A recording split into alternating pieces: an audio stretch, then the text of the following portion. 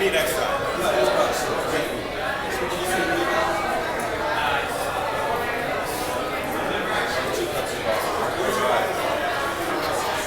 Ready for the long haul.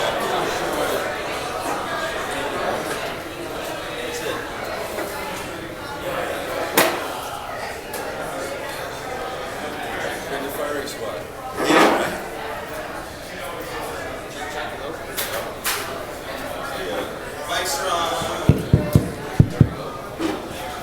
Hello, hello, check, check, 1, 2. Hi everyone, we're going to get started in just a moment, so if you could please step up, grab a seat, plenty of seats up front. As Doc just explained to me, this is not SeaWorld, so don't worry about getting splashed.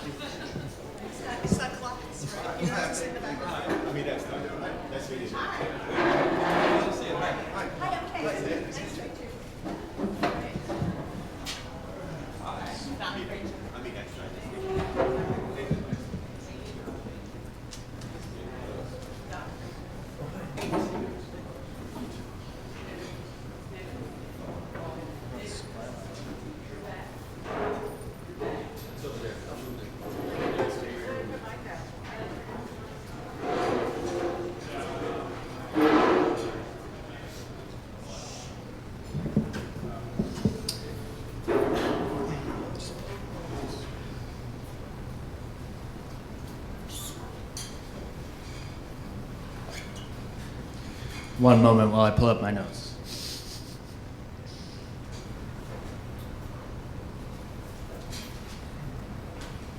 All right, everyone, so you are at the New York City Baking Hackathon.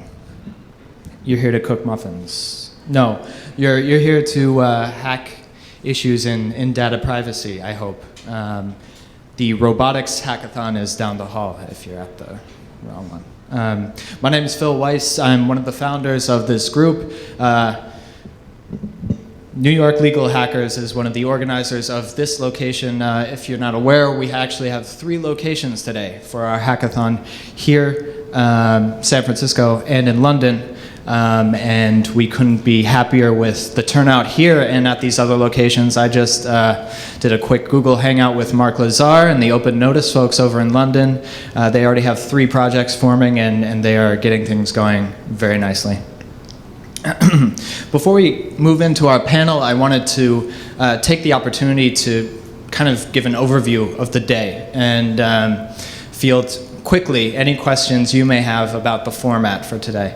But before I do that, I would like to thank our organizers and sponsors. We, of course, have the Legal Hackers crew from New York, DC, and Seattle, Customer Commons, Open Notice, our platinum sponsors, Mozilla, Clio, and Kelly Dry & Warren, LLP. Our gold sponsors, Application Developers Alliance, Mandrill, and the Center for Creative Collaboration. And finally, our silver sponsors, GitHub and Docracy. Docracy just added last night, actually. So the format for today. So the majority of, we have a whole weekend event here, today and tomorrow, 9 a.m. to 8 p.m. This venue is basically completely open. The majority of that time is completely unstructured. It's designed, we've opened the space for you to meet people, work on projects towards the goal of submitting those projects by 6 p.m. tomorrow evening. And by that time, we will have some presentations of the projects, and we will judge and issue prizes for the best results. We have presentations throughout both days, including the Google Hangouts to our few venues. We also have so we have our kickoff panel, of course, and Jonathan will be kicking that off in a moment. We have our lunch break presentations. We have wonderful presentations today at 1 p.m. from President of the ACLU, Susan Herman, and Judge Ann Aiken from the District of Oregon. These are, so we're going to be getting pizza for you guys free of charge, plus. Since this was a free event and we don't have a complete sense of how many people will be here at that time, I will warn that we may not have enough for everyone, first come, first serve, but there are plenty of restaurants in the area for you to get your grub on. just so everyone knows, our first check-in with the other venues will be at around 12:30 today, and we will have the Hangouts set up. We'll be projecting them up on this screen over here. So I'd like to propose that there are probably a few themes we're going to hear throughout the day. The first, and if you have any dealings in privacy law, you'll know that those themes are consent, notice, transparency, and two others that I'd like to propose, which are do not track, which is a hot issue right now, and jurisdictional harmonization. The globalization of data processing is obviously an issue for regulation of the distribution of that data. So there are a lot of folks talking about, and especially the open notice folks in London, who are talking about a consent map which tracks your jurisdiction, the laws of your jurisdiction to your actual consent in data privacy situations, in privacy policies, for instance. Now, just a quick statement of rules for the day. We're a bunch of lawyers in here, well, at least a few of us are, so we'd like to talk about rules. So your goal today is to build a tech-enabled solution that addresses a legal, policy, or regulatory problem in data privacy. That's it. So let's break that down like a lawyer would do into elements. So first, you have to build a tech-enabled solution. It should be built today. If you came with anything, you cannot submit something you built earlier into our competition. Just so you know, we have a grand prize of $1,000, so we're taking this seriously, and our sponsors are taking it seriously. So please, we're going to use the honor system. Please don't just submit something you made a few months ago. If you are adding on to something you've already built, you are free to submit that new addition to your work. Now, a word about tech-enabled solution. So not everyone in the room knows how to code, and we're not expecting you to code. So our compromise here is that a tech-enabled solution means at least a blog or a website. Let's say that. So an educational tool in the field of data privacy that's in a blog or website form is sufficient in this case. That said, it may not be rated as well as a new encryption algorithm that someone creates here today. All right, so second element, the solution has to address effectively a legal, policy, or regulatory problem. What this means ideally is that the project addresses an issue that either doesn't lend itself to normal regulation, and for the lawyers in the room, we're talking about legislation and litigation most of the time, or, and probably more applicable in the case of data privacy, there just is no law on the topic, which is the case for a lot of issues in data privacy in the US, for instance. And finally, your solution that you create today or tomorrow should effectively address the problem, and that should be self-explanatory. Your submission is going to be judged based on what the experts, the judges, believe is a feasible solution to the problem that you present. And I should say that you should clearly present that problem, right? There are tons of regulatory experts in this field in the room today, and you should seek out those people and be able to clearly state a problem that you are addressing in your presentation tomorrow evening at 6:30. Again, the deadline to submit is tomorrow at 6 p.m. I'd like to say, final thing is that we have some great resources at our disposal, courtesy of Clio and Docracy in particular. Is Josh around? Josh. So the Clio API, so Clio got a lot of love at reInvent Law yesterday. So they have generously opened up their API for us. If you're not familiar with Clio, Clio is a law firm management software suite. And Clio has also offered up their tech support and development team to help you out with that API, if you'd like. Josh, how can they be reached if... So we've got developers standing by the IRC channel. And we also have our own Google group for Clio API developers. So if you're interested, working on Clio API, come see me. We'll hook you up with all the documentation, introduce you to our team that's standing by on call this weekend, and help you work through Clio's API to create your own project. Thank you, Josh. Thank you. And Docracy, what they just submitted to me last night is This is a CSV file, about 5,400 lines, and this is on our Hacker League page, which I say should have, it has all the resources, all the rules, and this is where you're going to be submitting your project tomorrow as well. They have a CSV file in about 5,400 lines. They have 5,400 privacy policies in HTML form. The actual number of company policies, I think, is around 1,000, but they've tracked the changes for about 18 months now. And there's, if you're interested in the plain language sort of projects, that may be a good start for you. And the privacy policy issues, of course. And finally, I collected a few transparency reports from the major service providers online. I've linked to those on the Hacker League page as well. This is under the Resources tab on that page.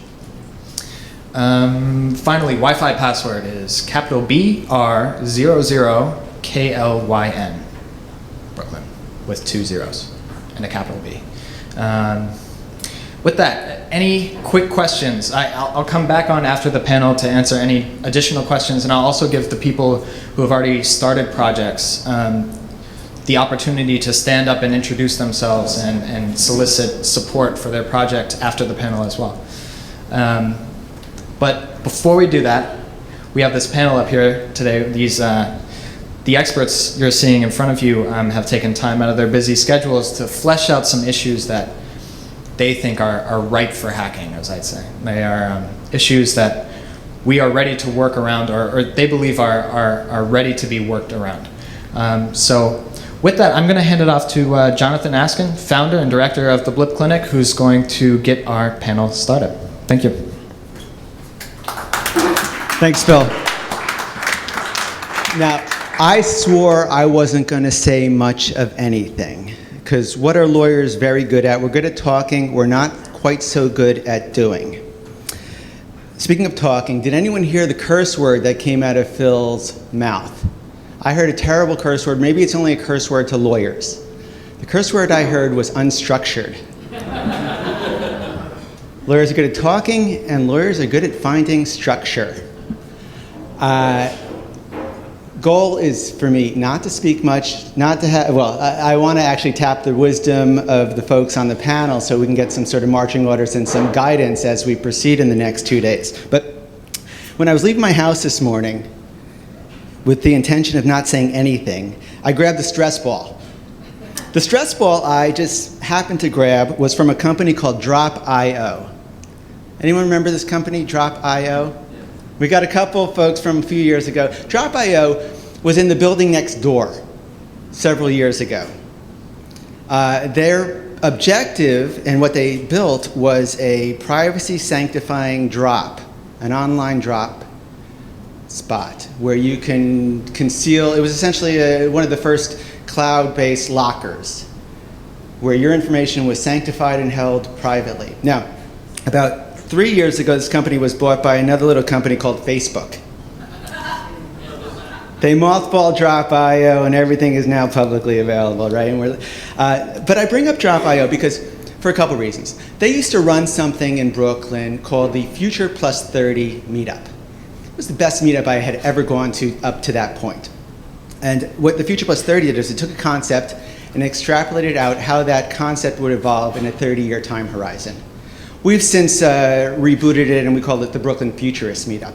But it was the first time I got to sit in a room with other folks and imagine what the world could look like in one generation. When do we have that luxury to actually stop and think what something's going to look like in 30 years? At most, we get to worry about the next quarter. Maybe if you're the Soviet Union, you get to worry about the next 5 years, or China, the next 5-year plan. We've got 24 hours to sort of envision our future. So I want to give you a couple thoughts. First of all, did anyone read Where Good Ideas Come From? Stephen Johnson. Stephen Johnson also worked in the building next door. He ran a company at the time called Outside In. He's since sold the company to AOL. AOL screwed it up, and he's writing books. Yeah. But Stephen Johnson, one of the concepts that Stephen raised in Where Good Ideas Come From was the concept of the adjacent possible. And remember this concept of the adjacent possible? It's the idea, in my mind, the way I imagine that, it's when good people with different backgrounds get together, great ideas emerge, but great ideas that you never really anticipated. So I think what we see in this room is, raise your hand if you're a lawyer. Raise your hand if you're a technologist. Raise your hand if you're some other breed of something. All right, we've got enough different, at least training backgrounds that I'm hopeful great ideas will emerge when we bang our heads together. London's got a 5-hour head start on us, but I hope we can do some good stuff and see what they've got going there and see what San Francisco's got going. Take a look out this window here. What do you see? I see the Manhattan Bridge. Second best bridge crossing the East River. Some say the best, but this is what we built 100 years ago. That was what the 19th and 20th century was about, building great structures. I think in this room we've got the makings of the digital revolution. If you go a little bit further down the road here, you'll see Fulton Landing. Fulton Landing is where the experiment in American revolutionary democracy started.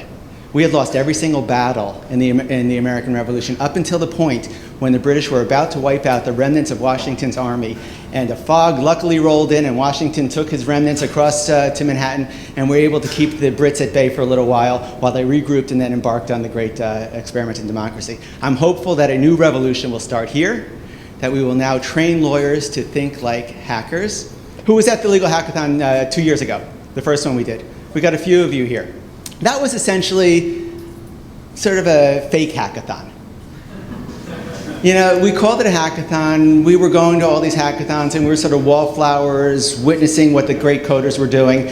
We thought we'd try to own the concept. Train lawyers with the hacker ethos, see what we could build. And it was more a symposium than a hackathon. This is now the day, I think, when we grow up. When we take the training wheels off and we see if we can actually behave like hackers. I look at it like we've experienced this moment of punctuated growth, a little growth spurt, where we are now entering our teen years, and as everyone knows, the most dangerous hackers are the teenagers. So let's see if we can be dangerous hackers, but work collectively to resolve some conflicts. I love the fact that we've now got a meeting of the tribes. There was a great moment in the back of the room when one of the leaders of the DC hackers, legal hackers, met one of the leaders of the Seattle legal hackers. This is one of those great moments when the legal hacker community is finally recognizing its place, and we're building this system across geographic boundaries. One final caveat. I feel a little bit like a missing link. I'm a sort of a poser as a legal hacker. I kind of feel like I'm sort of the last of Homo erectus. And we're all screaming, who went to legal tech this week? Couple of you. That was sort of, you know, the tech community, the law community trying to figure out what technical tools could actually make the legal profession survive in its current form. That's what I saw there. Who went to reInvent Law yesterday? That was wonderful. That was great talks about the future of law. That was where we had the talk. End of the day, Richard Susskind spoke. Anyone read The End of Lawyers? A couple of you read The End of Lawyers. All right, so I feel a little bit like Homo erectus. We're all screaming it's the end of lawyers as we know it because we don't recognize Homo sapien.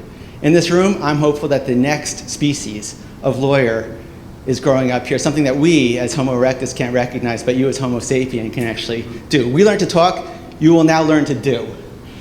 So with that, I'm gonna pass it off to the panel. Oh, one more warning, by the way, I'm sorry about this.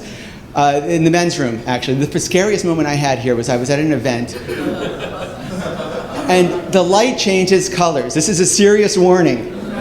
You may be thinking you're working too hard and you're peeing blood. This is not gonna happen, it's the light changing.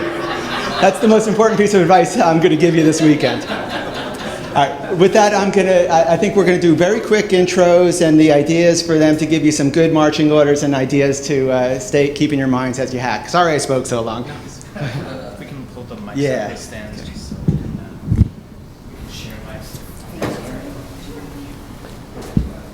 Okay, I'll just start with my intro. My name is Dona, Fraser. I am Vice President of Privacy Certified at ESRB. ESRB is the Entertainment Software Rating Board. We are the self-regulatory body for the gaming industry. I run one of the 5 FTC-approved COPPA safe harbors in the country. We were the second one approved by the FTC back in 2000.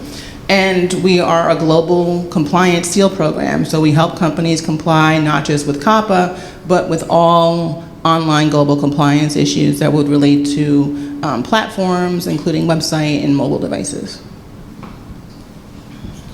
Hi, my name is David Wainberg. I'm Privacy and Policy Counsel for a company called AppNexus, which is a platform and marketplace for the real-time transacting of digital advertising, online and mobile.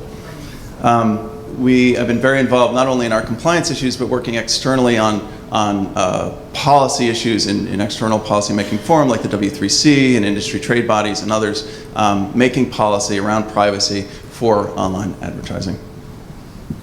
Hi, I'm Kay Waterman, and I do a lot of different things, so I'm not going to give you a long list. I serve on advisory boards, I do consulting.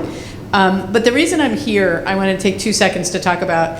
I spent 10 years in technology and then 10 years practicing law. And right after 9/11, I found myself as the CIO responsible for building a counter-terrorist facility, one of the data mining things we talk about today.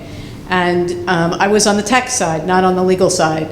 And in that job, I discovered that the tech folks were not getting legal training. They weren't understanding what the obligations were, and I'm happy to say we're doing a little better at that now. And the policy folks didn't understand that they were writing policies that technology couldn't fulfill. And I've really spent most of the last decade trying to help people bridge that gap. So a lot of different things, but I'm really excited about what you're doing today and here to help in any way I can.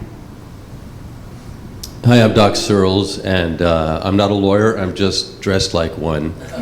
I think I've got the only sport coat in the entire building. Oh, there, Jonathan's got one. For the last 7 years or so, I've been running something called Project VRM, which I won't explain unless you're curious, at the Berkman Center at Harvard. But one part of which is to do exactly what we're talking about here, and wearing another hat as one of the founders of something called Customer Commons. It's a sponsor here. My wife Joyce here is also involved in that. We are a client of the Cyber Law Clinic at the Berkman Center at Harvard, working on terms that you and I can assert and get full respect for, rather than always checking off contracts of adhesion, which is what they are called technically. So, and I'll advocate a little heavier for that in a bit. I also co-wrote a book that's fairly well known called the Clue Train Manifesto 15 years ago, and another one 2 years ago that I meant to bring with me but has 2 chapters that would have given you really great guidance called The Intention Economy When Customers Take Charge. So maybe I can explain a little bit more about that later. Your own. Good morning, my name is Amyt Eckstein. I'm a technology lawyer with Moses & Singer. Everything I say is my personal opinion, not that of the firm. All right. What I do actually is I'm a technology, IP, and privacy lawyer, and I'm a transactionalist. So I help put deals in place, and I work with startups and established companies in the regulated or unregulated space to actually bring things to the consumer or to monetize ideas. All right, so I'm going to throw a question out to everyone. Does anyone read Doc's blog, Doc Searls' blog? Doc, a couple of us. All right. Doc had what I thought was a brilliant blog post yesterday in advance of this event, but it scared me, and it probably scares a lot of lawyers. And I profess to be a privacy advocate. I'm a fraud. I'm on Facebook, I post to Facebook, I'm on every single publicly exposed social network out there, and I have relinquished control to corporate America, and turns out the NSA as well. Are we starting from the right premise here, I guess is my question. Are we like the folks at Legal Tech who are demonstrating solutions that will perpetuate the profession, the society, the culture, the structure we've got, or can we and are we capable and should we obliterate everything and start from scratch and build something new that functions, or are we too far gone and is that incapable? Is that too broad a question? Maybe if, I was going to suggest that maybe Doc start with an explanation of what he posted last night. Finding it's pretty easy. It's probably too small for you to read. My last name is Searls, S-E-A-R-L-S, and if you go to doc.searls.com, it will redirect to the very long Harvard URL that the blog post is actually at. I think we need to not so much burn down what we've got as to think we should start over in some interesting new ways, or at least add some new things to the mix. Civilization is 10,000 years old, and we've been living in the physical world our whole lives. The internet that we know today was really born in 1995. It's 19 years old. It's brand new. We haven't cooked this thing up yet. It's hardly able to drive, okay? We can't trust it to drink. It's way too early to say anything is done, right? So there are norms that we have in the civilized world that are very well understood. Privacy is not that controversial. We're all wearing privacy technology, okay, that protect things called our privates and other things. We don't, if we run a store in the physical world and somebody walks in, we don't say, this isn't personal, I'm gonna plant a tracking beacon on you, but don't worry about it. It's not really about you personally. We just wanna know what you're doing so we can give you a better advertising experience. This is fucking insane, okay? The system is it's worse than broken. It's walking around like Frankenstein, thinking it's in charge, and it's broken. It's utterly broken. And what's missing is something that's as old as civilization. It's called freedom of contract. A contract is an agreement that any two parties can make as a law unto themselves. Okay, you don't need the government in order to do it. If I'm renting a wheelbarrow from somebody, I give you a $40 deposit, you give me the wheelbarrow, I have an easily understood contract that says we'll bring it back. Freedom of contract was basically lost to some degree as soon as we created mass marketing in the industrial age. The industrial flywheels are still with us. Freedom of contract got buried when we said, wait a minute, we can't have freedom of contract with everybody. We're going to have these standard form contracts called contracts of adhesion. Very important piece written in 1943 by Friedrich Kessler at that time at Columbia that said, all is lost. We have to have these icky standard contracts that people just check off accept because you really can't scale otherwise, and that's become normative. We adopted that in the online world, and we don't need to. The internet is peer-to-peer, it's point-to-point, it's end-to-end. Every one of us should be a completely autonomous and free agent in that, able to form contracts with each other and create a new norm around that. And so that's what I'm advocating here, is terms that we could assert. Don't think what I can put in a browser. Think, what kind of normal thing interaction would I like to have? I don't want to be tracked. Here's a standard way to say that's normative and can be put into anything. That's one thing. Another is UI. We need some UI around this. We have something called the R button that we've worked on with Project VRM. Looks like two horseshoes facing each other, one for the first party, one for the second party. It's laying around out there, it's open source, take it and run with it, just look up R button and you'll find it. But basically I think we need to zero base our understanding of the norms that we ought to have, rather than starting saying, geez, we're kind of screwed because Google runs this browser and Apple runs that one and Microsoft runs that one and Mozilla's compromised because they get their money from Google and we have to live inside that world. We don't. We can make new stuff. So that's what I'm advocating.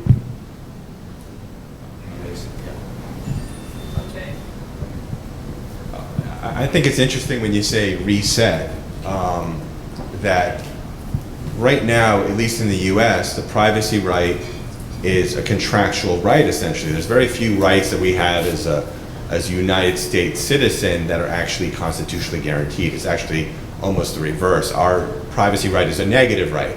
We have the right to be free from seizure. That's what the Fourth Amendment says. That's really, it's a protection against seizure just from the government, not from corporations, not from other people. So I think we're starting, when you start there, essentially everything else is open game because there's no protections. So it's up to you to put on your clothes or to agree or not agree to the terms online and to choose whether or not to install things. That's different than, let's say, Europe, where it's more of a human right, and certain states in the United States have a constitutionally guaranteed. California, privacy is a constitutional right. So I think it's an interesting place to reset. There was a study that came out the other day on sentiment, consumer sentiment, and 82% of, I assume people bipartisan, support some sort of constitutional amendment around privacy.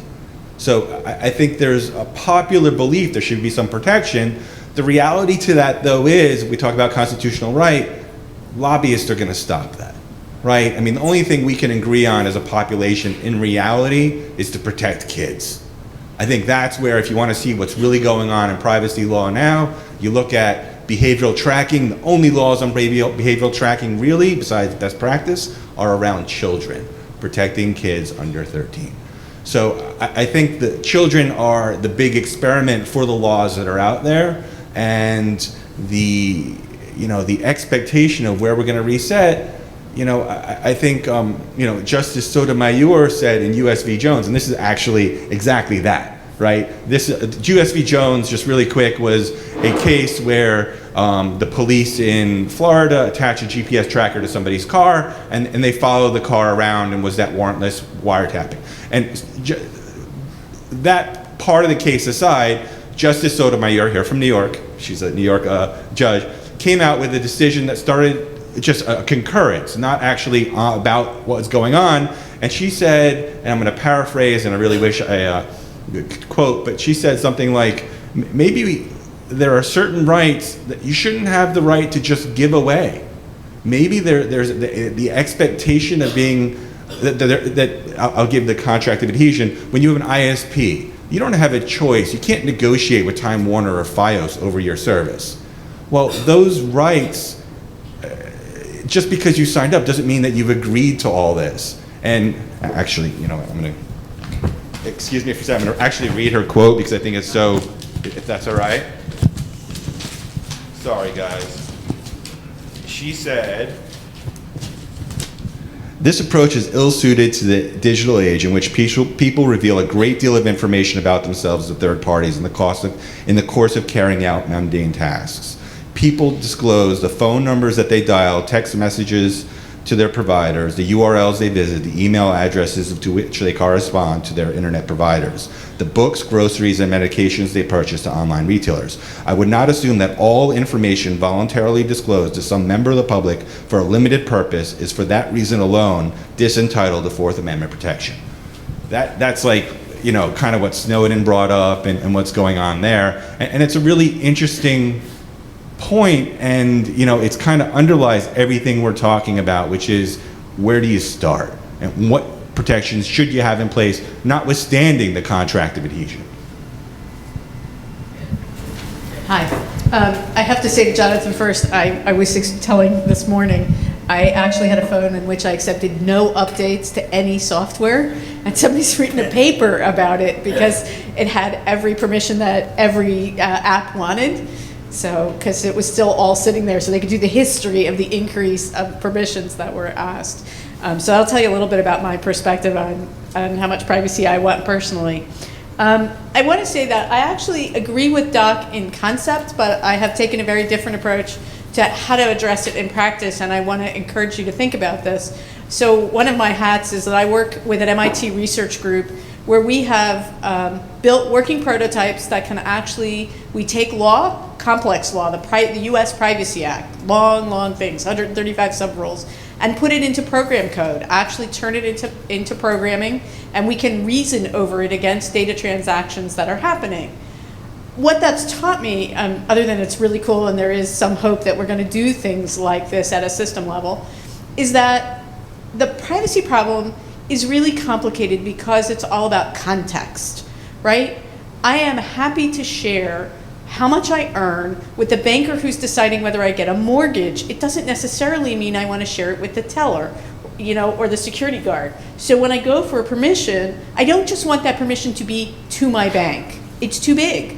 Imagine the same things with your doctor, right?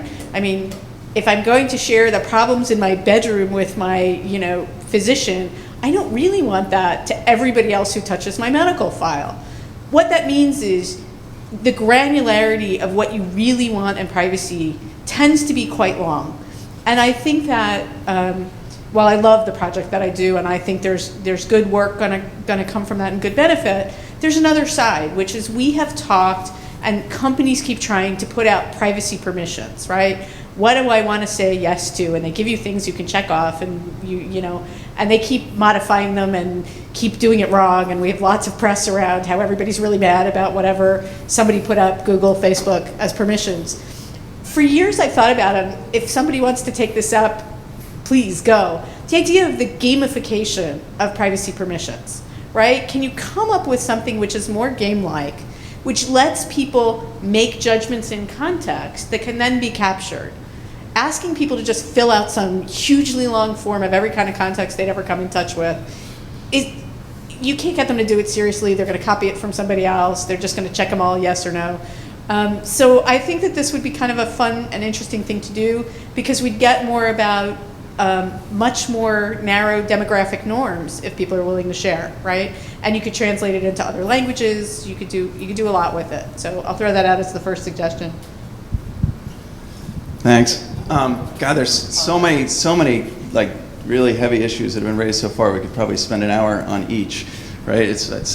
But I want to, back up for a second. And first, the fundamental question, maybe the fundamental question we're talking about, or one that Jonathan raises, can we put the genie back in the bottle and kind of start all over again? And my answer is probably not. It's probably not going to happen. We're not going to be able to start from scratch, and so we have to start from the point where we are now.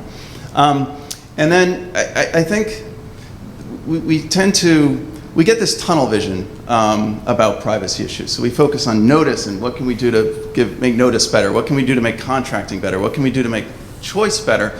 And what we're seeing in the privacy debates today, a few problems, and one of the key ones is that we're taking this tunnel vision approach and we're not backing up and thinking about what's the net result we want? What are the consequences, intended and otherwise, of the policies or the technology that we're putting in place to try to preserve privacy? What are the collateral effects, and what incentives are we creating? And we're not having that conversation. We've seen it over and over again, whether it's COPPA, the new FTC COPPA rules that came out last summer, do not track, P3P going back a few years ago. I think over and over again we see that these things are failing. They're interesting ideas, they're interesting experiments, but they're failing, and the cost of that failure is pretty heavy, both in terms of just financial costs, but also in terms of what it does, how it, I think, retards the advance of the privacy debate. And we're going to see this, my prediction, Phil raised do not track. Do not track is going to be a huge failure.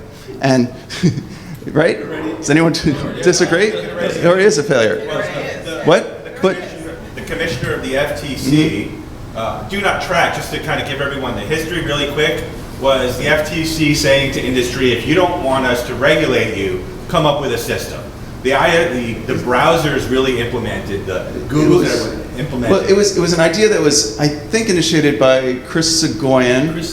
And I was at the table at the Berkman Center when he came up with it. Right. He pulled it out of his head, said, let's do this. And then it sounds like a really simple, elegant idea. Let's put a HTTP header in that says DNT:1, and that's a way for the user to indicate a preference that they don't want to be tracked.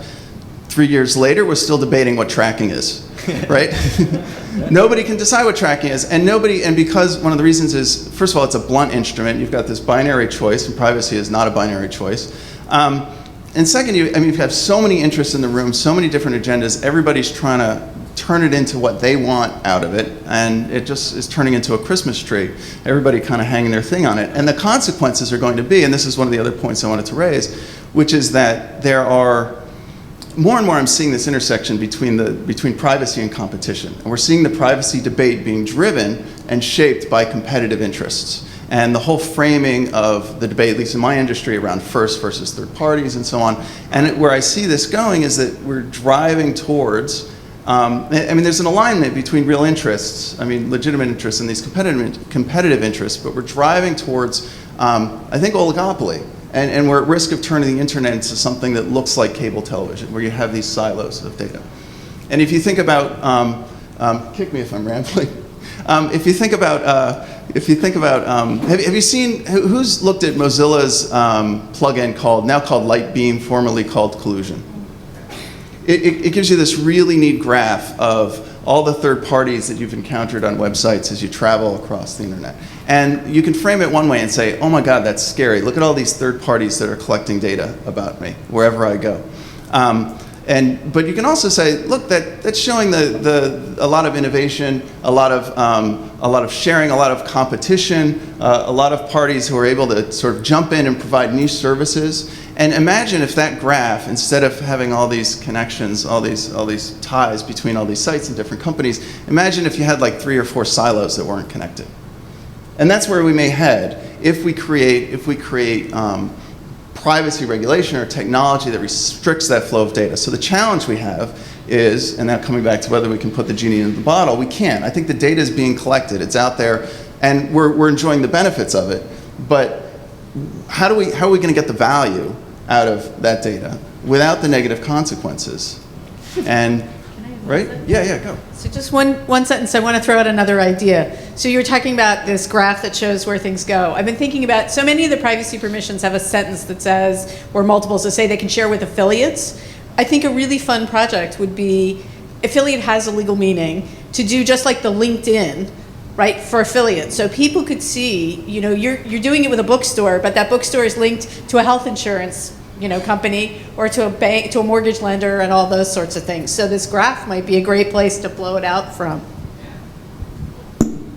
So first, do we all know what WWW stands for?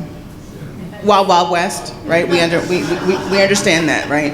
So knowing that, and what I deal with every day is the conflict between being a lawyer and helping companies do what they want to do in a legal way and having to come up with creative solutions. And what keeps getting in the way is the government regulators, because they don't understand. It goes back to your point, Kay, is that they don't seem to understand the technology. So they're creating and drafting laws without really understanding how the technology works. We see it with COPPA, we see it with OBA, we see it across the board. And that becomes the huge conflict. And it's not something that you could ignore, because states are now, everyone's calling for an omnibus privacy bill. It's not gonna happen anytime soon. So states have said, you know what, we're not gonna wait. So if you, any day of the week, go online and look to see what states are doing with regards to children, with regards to marketing, with regards to data breach and data, all these different issues that we have to be aware of. And the states are just saying, you know what, we're just gonna, and they're going rogue. They're coming up with some stuff that's just crazy.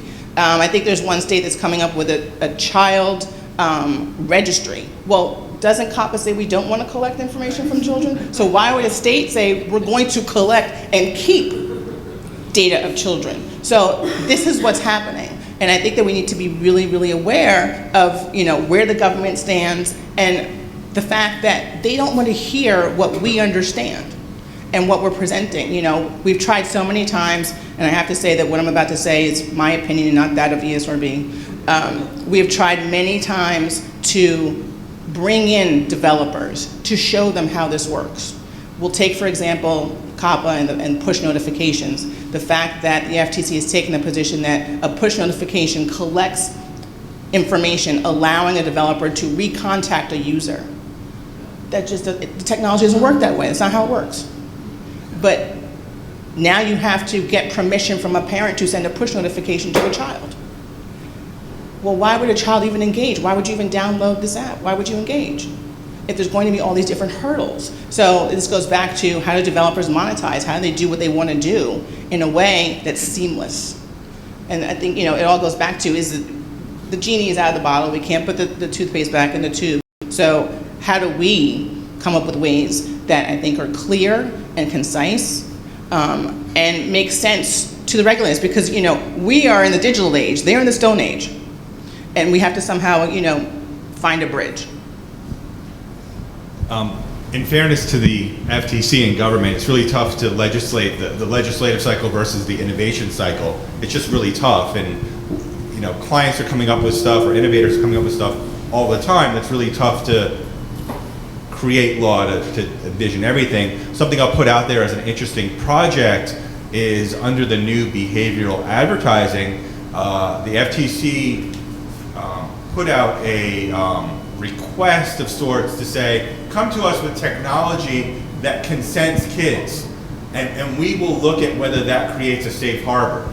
So there's a kind of idea that FTC has is, if we bless a certain technology, if we look at a technology and say, yes, this is an effective means, if a company implements that technology and a breach happens to the data, then you have a safe harbor against damages. And so that's an interesting thing to think about with respect to projects is there a way to effectively consent kids within the frame, create a technology to effectively consent kids that meets the regime of COPPA, and that's something else out there. What they say and what they do are two different things, because in their most recent decision with Imperium, which applied to be a FTC-approved verifiable parental consent process, it included a process for a portal for parental consent. And the FTC said, we're not going to comment on that. We're only going to comment on whether or not you're using knowledge-based authentication questions for verification. Your portal idea, we're not commenting on. And in fact, in the statement of basis and purpose for the rule, they clearly state, we're not making decisions about portals. We don't know enough about it. So when companies come to them, they're saying, yeah, but no. But they did create the safe harbor. They'll look at a solution for safe harbor, because they've already rejected a couple potential solutions. They put them out for public comment and shot holes in them. Just to kind of back up fundamentally with privacy in the United States, I think this is important to lay the groundwork that if you're an unregulated company, there's nothing that legally in most states that obligates you to have a privacy policy. That means that there's no rules around privacy. The way companies have data breaches really is they have a privacy policy, they make it available to the public, and that becomes a representation to the public what they are going to do. So once they post the privacy policy, they are publicly agreeing to follow it.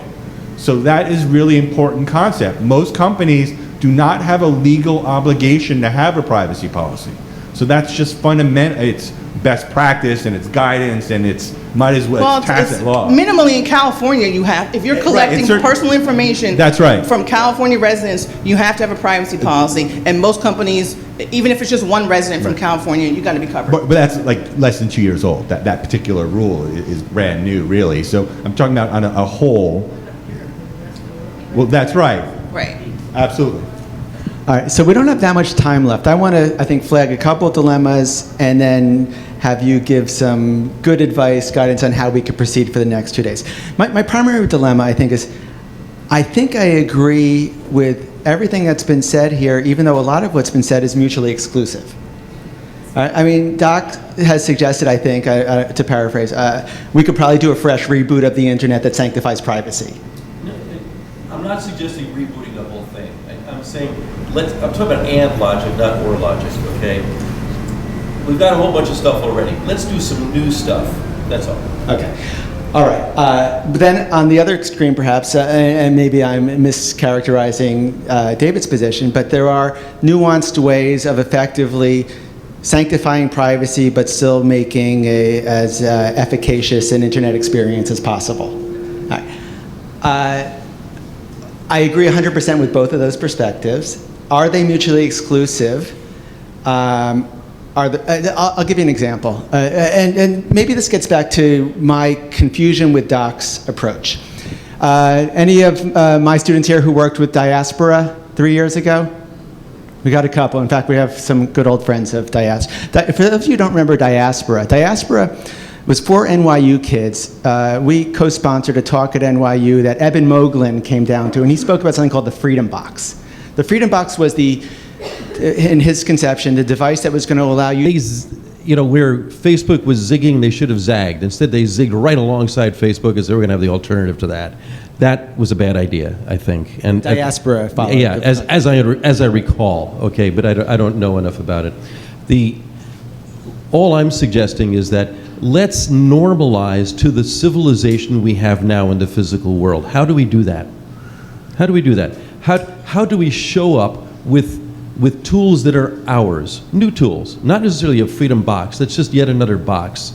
Something that's like a real wallet, not a Google wallet or somebody's branded wallet. What would a real wallet look like? A real wallet that I can actually use, and I pull out this or that, and it allows me to interact in a sane and useful way with a second party or a third party in the marketplace. What would it be like to have truly private email, for example, truly private email? We haven't done this yet. It's a greenfield. But let me add something, which is that, and your output, should you choose to work on the stuff that I'm talking about, can inform both Linux Journal, because I'm here in my capacity as a Linux Journal editor, and I can write about it. That's one thing. And the other is you can inform the processes going on at the Berkman Center, the Cyber Law Clinic. So you can actually have an output for that. So. But you're assuming, there is a base universal assumption that you're assuming everyone, that is in fact universal. You claim that, I think your premise is that privacy is universally sought after and a good. Let me put it this way. Privacy in the mature physical world is not controversial because it is well understood. There are a lot of very complex but well understood norms about how we get along with each other. We haven't developed those yet. We've jobbed it out to people who say we need a revenue model for everything, and we're going to build companies that are based on advertising, which, by the way, doesn't succeed 99.x% of the time and is utterly polluting the web today. Okay, it's full of bad acting to an extreme that nobody wants to visit because it threatens those monocultural revenue models. It's hugely endangered right now. The norms that we have now are hugely endangered, even if you don't even look at the legal side of it at all. Okay, it's like getting ready to burst from any number of different seams. Okay, but if we look just at what, how would we build this thing or some new things in here in ways that work for us as individuals? Don't think about revenue models. I just want to rent something. What should that really involve? Maybe the norm of privacy is wrong. Maybe in 1,000 years from now, we're going to recognize that privacy was holding us back, and it's not. No. It's not privacy. It's sovereignty. It's sovereignty. Yeah. So that's an interesting. Thank you, Joyce. One of my colleagues in London pointed out a couple days ago that a term that a lot of people are starting to use is sovereignty. Now, here's an interesting thing about sovereignty. Sovereignty is something that normally applies to a state. Computing used to normally apply only to big machines. Now it's something all of us can do. Networking used to be something only big companies did. Now all of us can do it. Okay, sovereignty used to be something only big companies could enjoy. Now maybe all of us can enjoy it in our own way. The history of computing and the history of the internet is one of increasing personal power. And that's not going to change because that is the underlying architecture of TCP/IP and the protocol suite that is the internet itself, even though it's not something you see in Google or Facebook or the rest of it. So I think privacy is just something that well, here's an interesting way of putting it. We have the first person possessive pronoun for a reason. You can't teach communism to a 3-year-old. They'll say, it's mine, okay? That mine and ours are things that are tied in with privacy. It's wired into our language, it's wired into a sense of personal space, it's wired into why we have doors and windows and the rest of it. Let's build those for the net. We don't have them yet. I think also part of it is the fact that there was no modification of our behavior from an offline environment to an online environment. People all of a sudden decided that the way you act offline, you don't have to behave in that same manner online. And it's created this huge problem, not just in the way that people talk to each other, because there are things that people say to each other in chat rooms, on Twitter and all sorts, that they would never dare say to you to your face. But because they can hide behind a certain level of anonymity, they behave and act in a certain way. And then there's the other side of it, which is just, people try and scare you. The government tries to become this huge boogeyman, whereas, behavioral advertising is this very scary thing. They're tracking you personally. They're tracking who you are. They're tracking your history. Quite frankly, it's no different than the way you see TV ads, than the way you see ads online. I don't want to, if I'm watching cartoons with my niece and nephew, I don't expect to see ads for Trojan. I expect to see ads that are targeted to children. It's no different. I think it's interesting that we talked about how the internet hasn't grown up yet. And if you look at, I don't know how many people here received AOL CDs in the mail like every week and had a collection of them. That was the way the internet really started. You were then a subscriber. Google came into the picture and created a free search. And we didn't realize it at the time, but we were getting free search in exchange for our data. And I think that there were free ISPs that came up, like Net Zero, that offered you, we're gonna use your data, but then you get free internet. So, and now these apps, the same thing, that you you're making an exchange of take my data, give me free access to Gmail. How many people actually pay for Gmail? So I think there's a fundamental monetization model, which is, are you willing to pay to have privacy? Would you use Facebook for $10 a month without them collecting your data? And it is maybe the alternative for businesses is, we'll offer you the secure version where we don't track you, and you pay us $10, $15, $20 a month, or we'll offer you the free version and we are gonna track you.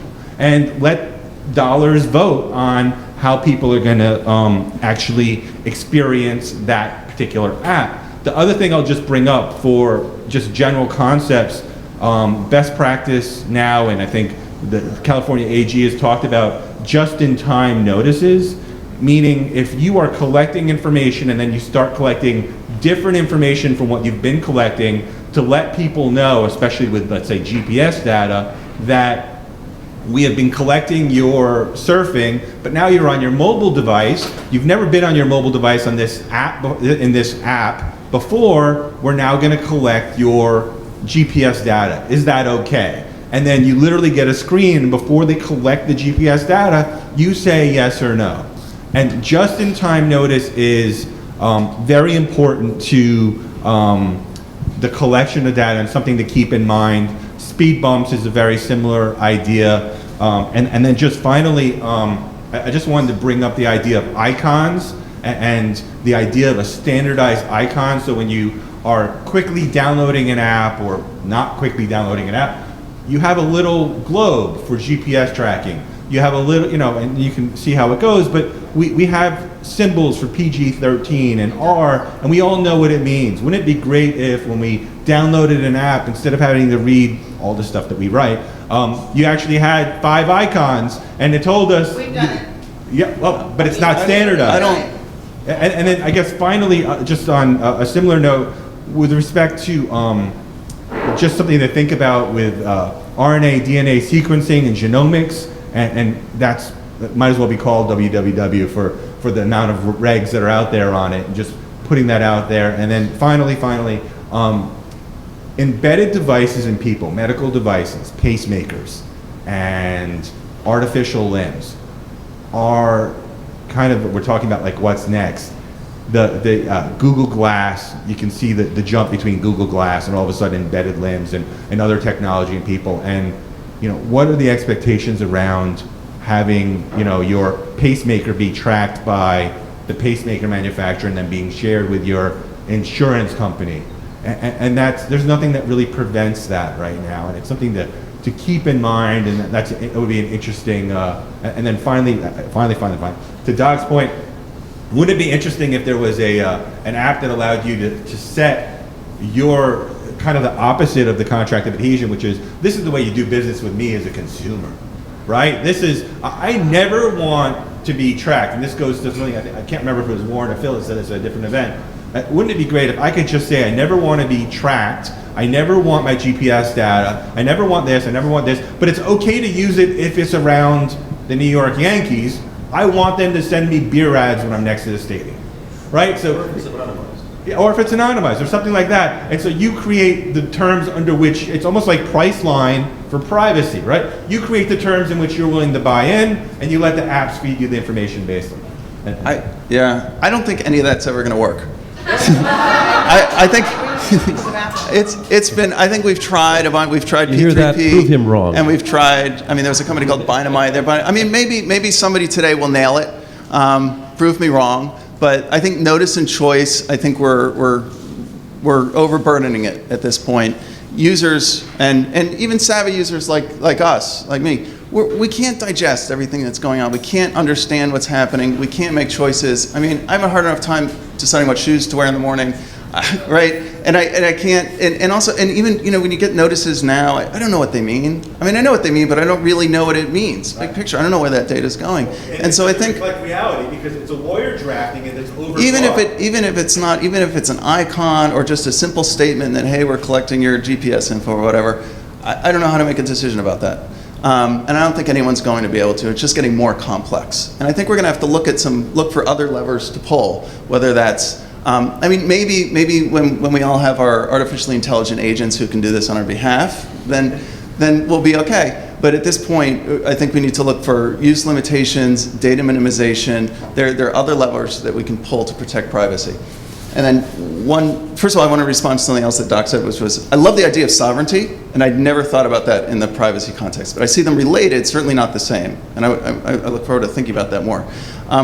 What I don't think we should do is try to port things from the physical world, and whether it be norms or physical things, into the virtual world. And that's what we're doing with DRM, and I think that's a mistake. And I think it's a mistake to do that with privacy. I think we're going to have new norms, and we're going to have new types of things, ideas, concepts, whether they be physical or virtual. And I think that it's a rough period of transition now, but I think those things will come. And finally, just my thoughts about hacking on this stuff today, and that is going back to my earlier point, pay attention, back up and think about the consequences. Don't get tunnel vision about, oh, how can we stop somebody from doing this, or what can we prohibit, or what kind of limitations. Back up and think, what kind of incentives can we create to create the kind of internet that we want, or create the results that we want? What are the net outcomes that we want? When we put a policy in place, COPPA's a great example. How are entities operating on the internet, in the marketplace, actually going to react to that? How are users actually going to react to that? And what's the net outcome going to be? So I used to walk around in the pre-digital world with a one-page waiver and release of liability. And when I keep a stack of them in my apartment. When people would come over, I would ask them to sign it. When I would meet people in the normal course of the day, I would ask them to sign it, mostly as a goof. There was a piece of me that thought it was for real and tried to implement it. Most of my friends were lawyers, so most of them would give it a heavy markup. But this was all the pre-digital world. Doc's got me now thinking that this is something that actually can now work in the real digital world. I look at Phil Weiss, who launched, how's the napkin contracts doing? No good? All right. I think, is there anyone from Shake Law here? It's Shake, yeah. It's Shake, it is Shake, okay. I think what Doc's talking about is starting to exist in some form in the mobile law world. There's a company now called Shake Law that has on-the-fly mobile document creation. But it hasn't been really done in this peer-to-peer, human-to-human context, which I think was Phil's conception behind napkin contracts. Maybe it is time to do a relaunch of napkin contracts. I don't want to curb folks. We still have a few minutes to speak, but what I'd like in your parting remarks, and I think Kay did a particularly good job at this, is to try to inspire and make the next 2 days fun. So gamification stuff. I mean, look, I'm sure you and the MIT crew have explored all different ways around the gamification of everything. No? Closing remarks, and I don't want to curb your ideas. Can you impart some words of wisdom that might give us good stuff to do for the next 2 days to actually create something functional? I want us to, end of the day tomorrow, I want us to have real tangible stuff. I want us to think short-term, mid-term, and long-term. Some of the stuff that comes out of this weekend might not be realizable. It might just be the kernel of something useful in the long run. But I'd also like to see a couple projects that actually can be launched come Sunday night, Monday morning. So some words of wisdom, some guidance on how we do this. We're inventing a new animal here. Crossbreeding the technologist, the hacker, with the lawyer has never been done successfully before. Let's see if it can be done this weekend. So I'm going to be slightly selfish in the advice I give you, because if someone comes up with something, I'll use it. Two things. One is last year, well, a few years, when Obama became president, one of his initiatives was privacy, and he created this whole privacy framework, and out of that came all these different committee meetings, and one of them was conducted last year under the NTIA, and it was about mobile privacy disclosures, and particularly creating a short form privacy policy. On the one hand, you have government that says, create really short, privacy policies. California even said privacy policy should be 100 words, and my counter to them is that when you can draft legislation that's 100 words, we could talk. Until then, privacy policies really do protect companies. It is a contract. So how short it is or how long it is has always been in debate. But what's not in debate is what I believe consumers really need to know and want to know up front, which is what's being collected, why, and who it's being shared with. Out of that NTIA meeting came a short form that ESRB did not sign on to, but we created our own short form that you can access for free in the ESRB rating app. You can see it online today. And I would challenge people to come up with different solutions for disclosures on privacy, and how to do it in a way that's palatable, that's easy to read, and that's informative. And I think, the other issue is, and it goes back to COPPA again, is, how do we do permissions? How do you how do you onboard children? How do you monetize an app that's directed to children in an effective way that also engages the parent? I've always said, don't engage the child, engage the parent first. That's how you get the kid, is engaging the parent. So those are the two things that I would leave you with. I come back to incentives again. Think about the incentives, and two examples. Privacy policies, I think, a great example, and what incentives we've created for companies drafting privacy policies. On one hand, everyone's saying we want them shorter and more understandable. On the other hand, there's a ton of risk associated with what you put in your privacy policy. So the incentive is to make it 30 pages long. I mean, I'm updating a privacy policy now. It's just getting longer and longer and longer because there are new requirements, new risks. And so I have no incentive to make it short. Every incentive is to make it long. And so think about those things. Think about, back up and think about what you want, how you want, whatever you're doing, whatever you're hacking, what do you want the net outcome to be? How do you want the affected entities to react? And I think that backing up and taking that kind of thinking is what doesn't happen when we're making policy, we're making technology to preserve privacy. And if we started doing that, I think we'd get some better results. Just one thing I just want to add is also think globally. Don't think locally. Remember that we're dealing with technology that has global access now. So when companies upload an app to Apple or Google, most times they don't localize, they release it globally. So you have to think about the challenges in operating on a global environment. So I want to close with just a couple of thoughts. One is to share a little bit more. Jonathan said we must be doing gamification. We're not, so go for it. Two things that, or three that have come out that we didn't talk about is work on a new layer in the web stack called HTTPA. So you said we don't have it in the infrastructure. The idea is accountability, right? We have security. How about some accountability? So there's work being done. There's a couple of publications for people who are interested.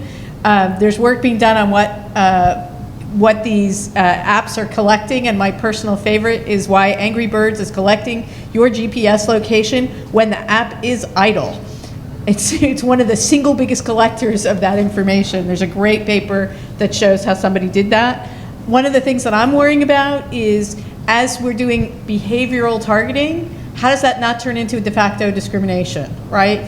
If we start targeting to you, do we really give people of lesser means only information about colleges that are, local or cheap, right? I mean, think about the kinds of really long-term impact and what can you do to help that. And two things I want to throw out, because we've been talking so much about commerce, we didn't talk about government.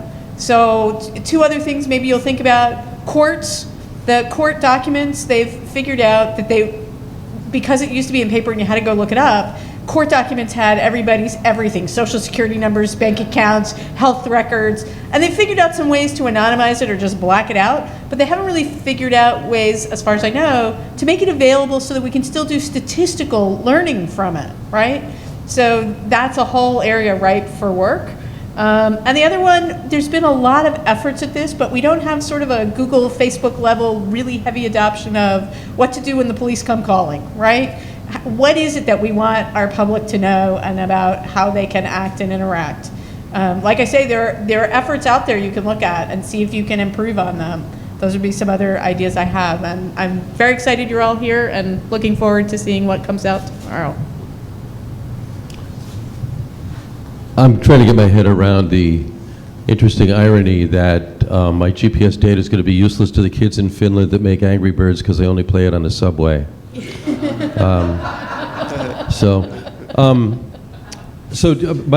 the main thing. My last name is Searls. That's like pearls, only with an S.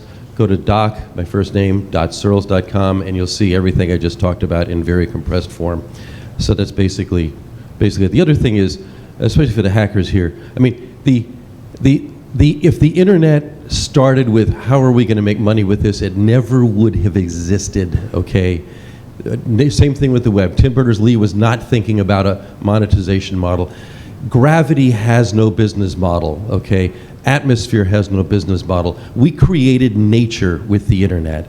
It's base level, it's early geology. We can add all kinds of things to it. I love HTTPA, for example. There's lots of protocols aren't hard. They're just manners between computers. Invent some, you know, do like Dave Weiner did with RSS. You know, 10 lines of new lines with the include element in RSS allowed podcasting, all of it to happen. I mean, this is not hard stuff to do. So that's basically it. I really don't know how to follow all that. I would say try to tackle simple, discrete problems and come up with, I think that's really my core here, is just to try to identify something narrow that you can really digest. All right, how are we on time? Do we have time to engage with the audience a bit? Yeah? All right, so do folks have things that they want to bring up? Folks are anxious. Howard, come to the mic. Just come up here. So I just had a response to the idea of paying for privacy, and I think that actually just favors wealthy people. And if we're talking about privacy as a right, which has been brought up through case law in the US, legislation and statutes in the EU and elsewhere, why are we defaulting towards a paid model for privacy? I think that I suggest that only as a the idea that well, in many of these applications, let's say Google on search, you're using it for free. And so the idea is, I don't know how many people remember before Google and what search looked like, and the different search engines that were available. So, you know, I remember I was in law school, Google came out, and it was like the coolest thing. So I didn't have to go to 3 search engines to feel like I did an exhaustive search. I would have paid for that at the time as a tool. I use it now, and I use the full Gmail suite of products for free. I don't pay for it, and I've accepted the fact that I'm giving up privacy. I would, if the $50 subscription a year allowed me to use all the different tools privately, I would pay that. If Facebook, if you look at the number of users they have worldwide, collected $2 a month from a user in a year, it would be a tremendous revenue model. I can't believe they don't offer it, frankly, because that it seems like would be a no-brainer. I think they're looking longer term, and maybe that's not sustainable. So while I hear you, I don't think everything that you do online needs to be free, and I think that it's just market forces, and maybe there's levels, right? So you want absolutely no tracking in Facebook, it's 10, and maybe that favors someone more wealthy, and you scale it down. But you know, money drives these. No, I just wanted to amplify on that. It's not that you know we want to pay for privacy. There's demand for privacy right now. That's market demand in the marketplace. AdBlock Plus is far and away the most popular browser add-on. Okay, it happens to be free. If they charge for it, they'd probably get money for it. Facebook is insane not to offer a subscription service, and they probably will as soon as the advertising business starts to collapse, which inevitably it will, I believe. I've been told by people inside Google and Facebook, or with connections inside both, that they're kind of locked in a weird war right now, where Google is just jealous of Facebook because Facebook can get more personal with its advertising, and Facebook is jealous of Google because Google can advertise everywhere. They both imagine that the whole world is all about advertising. But there are people underneath inside both those companies that are saying, wait a minute, this is corrupt and it's going to fail in the long run. And for all the improvements we've done with it, all the more personalization we do, we're only creeping people out, and it's working worse and worse and worse all the time as people get more ways of preventing it from being effective. So at some point, one of these big guys is going to say, you know what, maybe we need a subscription model here. That's what the newspaper business did, and you know, it's working. The newspaper, so I want to say something. Can I throw one sentence? So the corollary to Doc's opening comment is we don't expect our clothes to be free. right? We've got this very strange idea in the internet space that labor shouldn't cost anything. And I want to throw that out, right? You're getting all kinds of services. And either you're getting it sponsored and then you get what the sponsor wants you to have. It's like clothes with the labels all out, with the big logos on them. Or you're going to pay for it. Well, so I want to challenge that, Kay. Because, all right, I want to propose an oxymoronic concept that I think, a phrase that should exist and does not exist. The concept of publicly financed privacy. Doc mentioned media. And media subscription. I'm sort of a communist at this point when it comes to media. If the New York Times can't maintain its research staff, and no legitimate media outlet has the ability, we're a world of pundits posing as investigative journalists. I think the same way I think government with First Amendment free speech protection should probably be financing media because it's such an important public good, and we need that sort of exposure and the media to expose government and corporate actors. What about that in a privacy context? If we actually think that privacy is a public good, and we think that it should inure to everyone regardless of economic status, perhaps there's a model by which the government has to intercede and subsidize or promote financially the existence and assurance of privacy as a public good concept. What do you think about that? Well, I mean, first of all, what do you mean by privacy? Right? I mean, Mr. Nuance, yes. Yeah, it's, sorry, I'm a lawyer. No, you're right. That's really, I mean, what exactly is what are we going to finance? What are you talking about? I mean, maybe you're talking about financing non-ad support. Are you talking about non-ad support? I'll give you an example. So here's what, when Obama gave his State of the Union, or I think it was in the State of the Union, it might have been his talk right before the State of the Union on the NSA. He said, and I think it was incredibly well received by the populace. He said, you know what, government's not going to control your data anymore. We're going to outsource it to private industry. So Verizon or Google is going to do it. This is like the Halliburton of privacy now, right? We've outsourced military affairs to private actors, so there's no constitutional protection. And now we're outsourcing government security and hopeful that somehow private actors are going to sanctify our privacy just by the mere outsourcing and taking away from government. I think that's a dangerous path. I think that's more dangerous than government controlling it. I don't know if that answers your question, David. I don't think it does. Well, I mean, it just raises more questions, of course. I mean, are you going to, then are you talking about putting the data, the genie back in the bottle and saying, okay, you can't have access to this data. You can't collect this data and use it for all the things that you're using it for, and instead the government's going to pay for some other way to do it? I'm saying the government's going to maybe take the data but black box it and only using it in the ways you've designated the black box to parcel it out. Right. Well, I mean, that's not a question of financing privacy. It's a question of limiting uses and, I mean, addressing specific harms that come from the collection and retention use of this data. But we may need to pay for and build a system that will make this functional. I mean, I don't quite believe that the internet is as free as the air, the way Doc suggests. We do have to finance something. Yeah, we do have to finance a network and infrastructure, next generation of the infrastructure. I mean, to represent for advertising for a minute, I mean, it's advertising is funded and is currently funding an incredible diversity of content and services online, and it enables people, individuals, small businesses, you start up a website or you build an app or you do something, you contract with a third-party ad server to monetize your site, and you're in business. And there are people making full-time livings doing this, like from 0 to 60 in almost no time at all because of advertising. And I don't know so a subscription model is not going to replace that. And if we don't have, and government funded, I don't think is going to replace that. I don't know what will. And I want to suggest one last point, just one last thing to think about, is that maybe the sort of the creepiness, the feelings we're having some about this is maybe we're in kind of an uncanny, I guess everyone's in this room is familiar with the concept of the uncanny valley. And maybe we're sort of in that uncanny valley right now where it's a little too accurate, a little too creepy, and not quite good enough. And it creeps us out. Maybe that sounds like a nice a valley of opportunity for technologists and lawyers. Privacy, security, functionality. Pick one, right? Is that?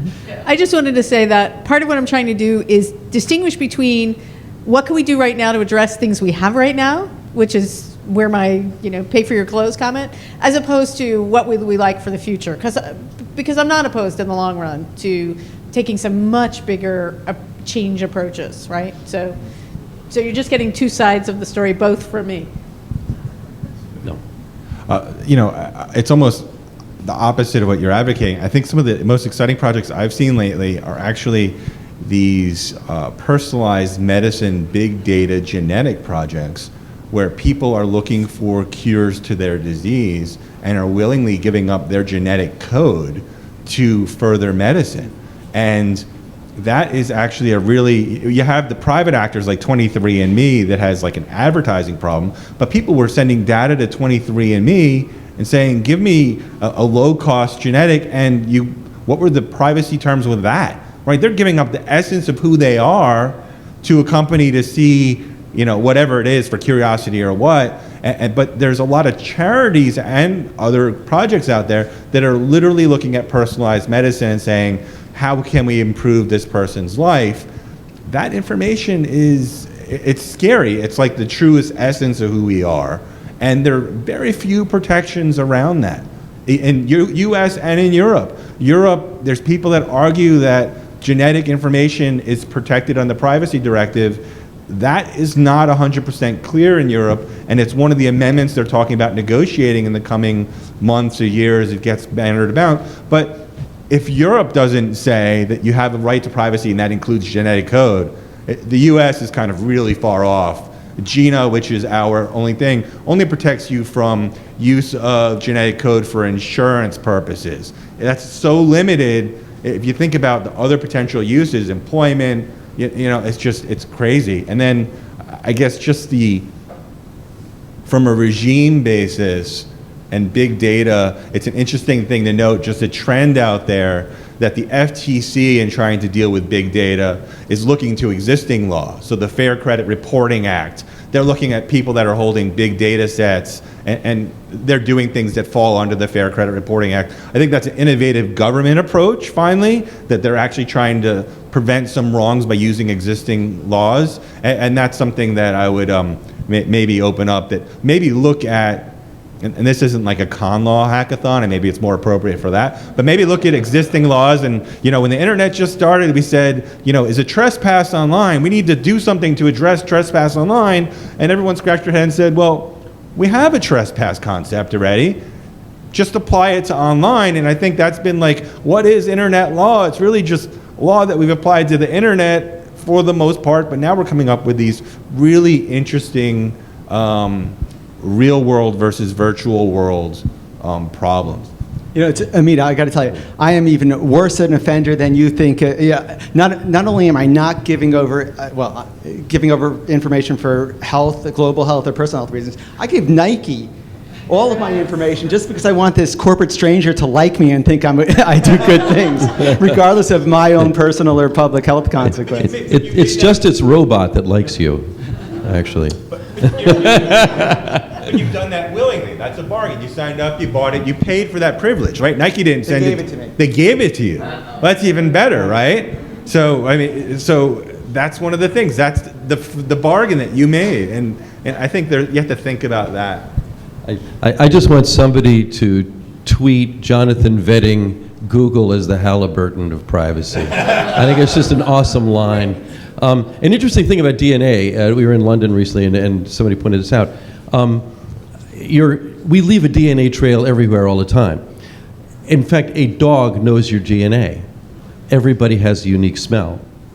So at some point, does Google get as good at that as a beagle? It's an interesting thought.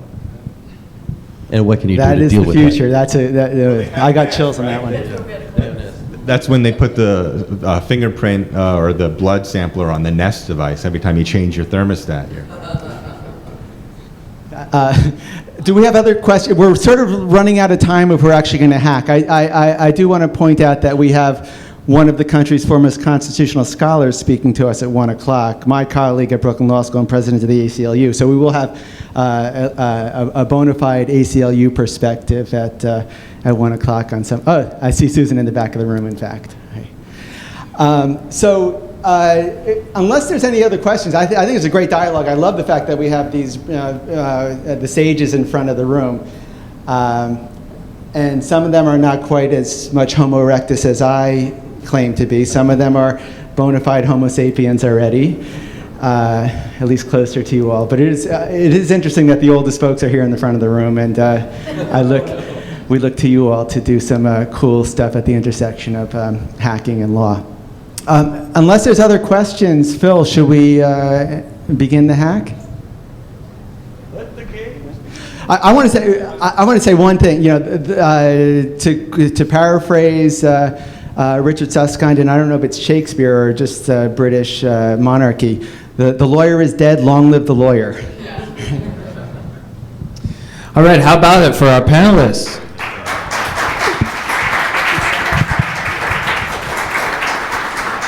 You guys will be sticking around for a little bit, maybe to answer questions individually? All right, great, thank you. So we are going to take about, a whole 1.5 hour break. And we are going to reconvene in this room at 1 p.m., at which time we will have pizza and we will have a few more presentations while we eat. Susan Herman of the ACLU and Judge Ann Aiken from the District of Oregon will both be doing presentations.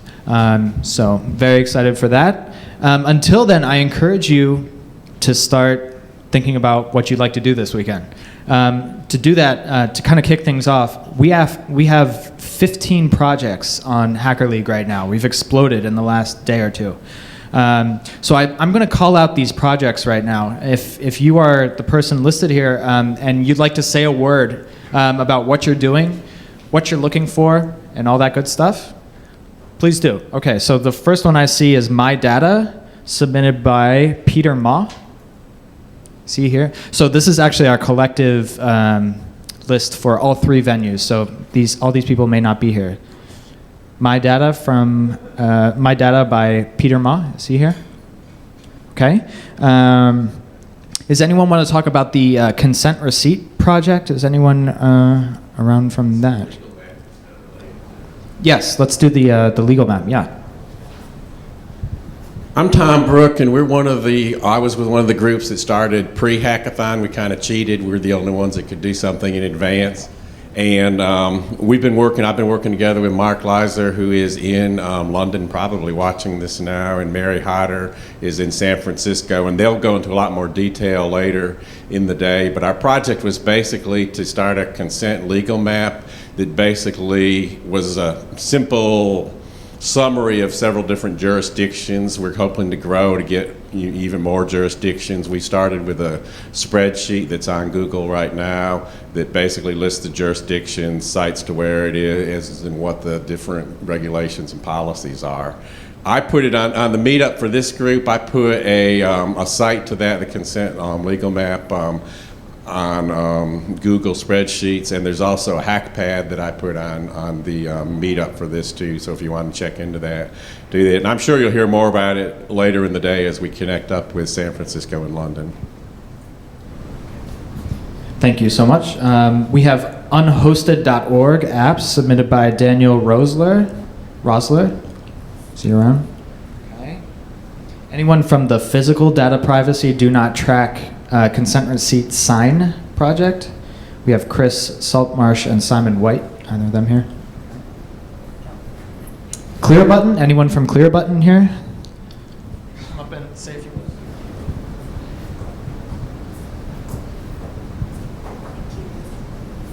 Hi, my name is Lena Casey. I'm a third-year law student at Harvard Law School and also working at the MIT Media Lab, where we started brainstorming about Clear Button.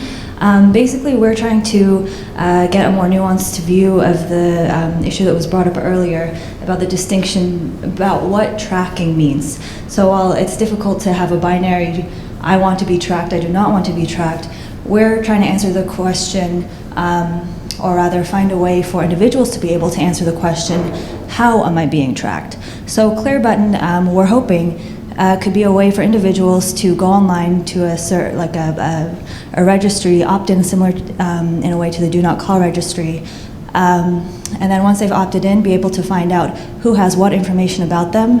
At that point, individuals can update and correct the information when it's in their interest to have correct information about them. They can say, you know what, I don't want someone to have this information about me, and remove themselves, or have a lot of different options rather than track, do not track. And it's also in the interest of the organizations who hold that information to make this available to individuals, because it's in the organization's interest to have updated, correct information. So I'm kind of on the legal side of this, the thinking side. If we can have someone on the doing side who can make this idea into something that you can actually click on, that's the necessity, but also happy to have other thinkers and talkers. Thank you. All right, thank you, Lena. Up next, Eric Mill. Is he around? Okay. Tudor Berlea for Trust Broker. Trust Broker. Okay. Anyone from the Revenge Porn Project want to come up and talk for a second? Oh, look at that. Serendipity. You can talk from there if you'd like. It's up to you.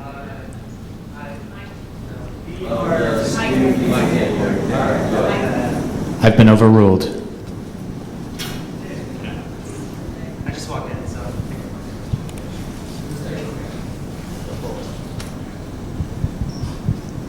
Howdy, I'm Austin Mazzella. This is David, and my other team member Sarah is here. We have two people, two programmers participating in our event, and we are designing hopefully a tool that leverages photographers' rights of authorship in pictures they take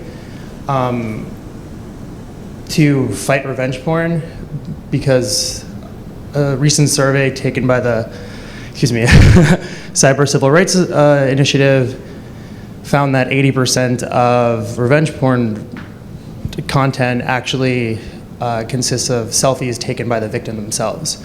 So we figured, rather than, sort of passively advocating for change, we do think that other remedies are more appropriate, but to mitigate the reputational harms that these victims face, we figured it'd be lucrative and awesome if they could use the DMCA to take down these photos and possibly, use the DMCA non-compliance on the part of the hosts to spark impact litigation. You mind if can I just something to think about? Interesting point of copyright law. Before you can litigate, you have to register. Right. So creating an exception around registering, you'd have to physically send the pornographic image to the Copyright Office. Yeah, right. So that's something that we've contemplated. Yeah. And so we're going to, so for the initial takedown, our hope is to be able to track who's sending it. And if the user, or the victim rather, isn't able to obtain compliance from the host OSP, they will contact us. We will, if they're willing, assist them with obtaining registration, reissue another DMCA takedown notice, and then use that particular person and anybody else who wants to, be a volunteer. I think it's embarrassing, but, in the broader scheme of things, it'd be like a really interesting opportunity for litigation. Yeah, and we could take this offline. I would think it would be great to see the Copyright Office, just on a legal basis, take a position that we'll accept these registrations, but we're going to keep them anonymous, or we're going to not make them public. And so you can because you're not going to change the Copyright Act. Yeah. You could, the office can issue a rule on maintaining the confidentiality of that. Right. Yeah, I actually hadn't thought of that. I'm not really too familiar with the internal mechanisms of the Copyright That's why we Office. have the lawyers too. But I'm only in law school. But that isn't a defense for my ignorance. But my hope is that when you get to our sort of broader hope is that if this does get to a litigation stage, that there's also really large questions of First Amendment versus copyright. And I don't think there's any real litigation in this space when it comes to the subject being the copyright holder in a photograph, sort of litigating for their rights in copyright to sort of effectuate a goal in privacy. And as far as like the broader free speech implications, like I can't even imagine what they are. You know, I don't really see this being a problem except in like an Anthony Weiner kind of context, which would have been very interesting if you use a DMCA. Do you have any comments, Dave? No, I think that's it. So thank you so much. But yeah, just using the DMCA takedown pod, just like as a narrow way to stop selfies and that sort of like revenge porn angle. I think we actually have all the programmers that we need. Like in the last couple of days, people have reached out to us, which has been great. But we obviously would love to talk to anybody, both about legal ramifications, about the issue more broadly. We know it's like very cutting edge and there's a lot of issues to deal with. And so we'd love to discuss with anybody to make sure, you know, we have the best possible product for helping victims. So I'll just put myself out there. I'd love to talk to you guys and anyone else. I'll be in and out. I live in the neighborhood, so if you need to reach out, my email should be on the site, and if it's not, it's my name at gmail.com, and I won't spell out my name. Thank you, guys. And by the way, just a yes or no, you're saying this is a secure, a data privacy issue because of the allegations that most of perhaps these revenge porn images are from hacking or.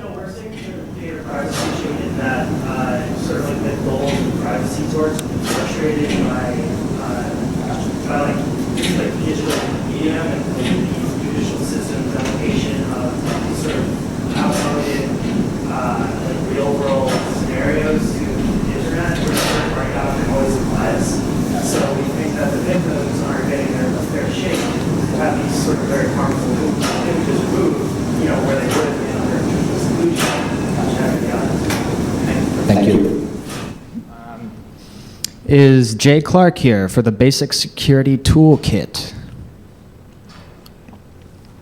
How about Dan Guerin from the world's first truly open modular privacy policy? Parenthetical, think Creative Commons, but for privacy. Okay. How about Alice Towns for Darkcoin? And Nick Doty from Privacy Icons? Okay. And finally, exposing public geolocation data from William Moreland or Miguel Mendez.